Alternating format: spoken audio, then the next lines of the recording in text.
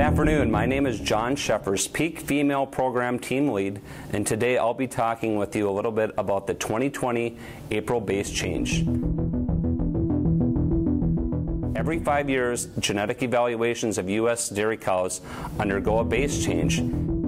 Essentially, this base change is an adjustment of the predicted transmitting abilities, PTAs, for all bulls, cows, heifers, and calves that really accounts for the amount of genetic progress that we've made over the last 5 years. When looking at the April 2020 base change, this will be based on sire-identified cows born in 2015.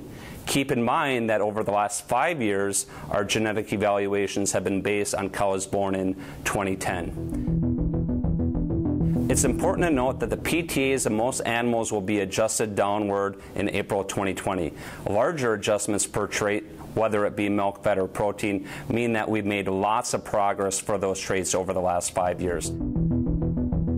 Even though the numbers on the proof sheet may be lower in April compared to December, the base change doesn't change the relative rank of animals.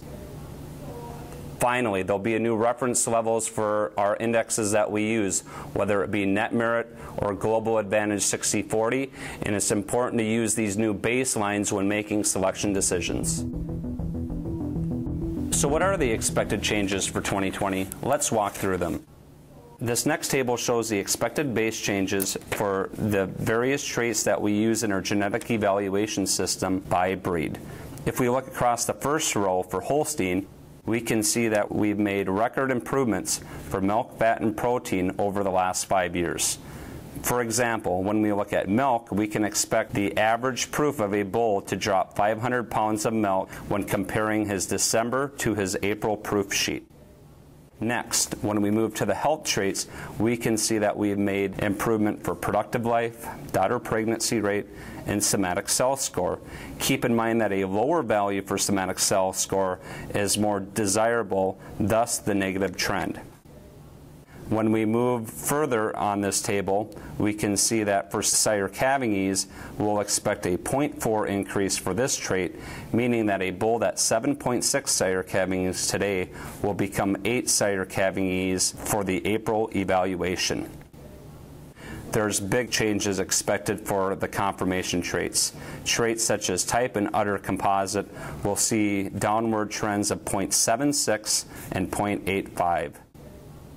When we look across the Jersey breed, we see similar trends. Big expected base changes for milk, fat, and protein. When we look across the health traits, we note that we've actually made negative progress for daughter pregnancy rate.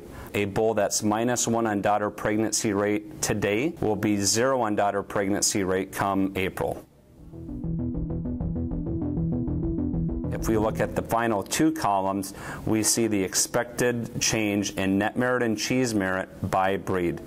If you're using 1,000 net merit bulls today, the new baseline come April will be 800 net merit.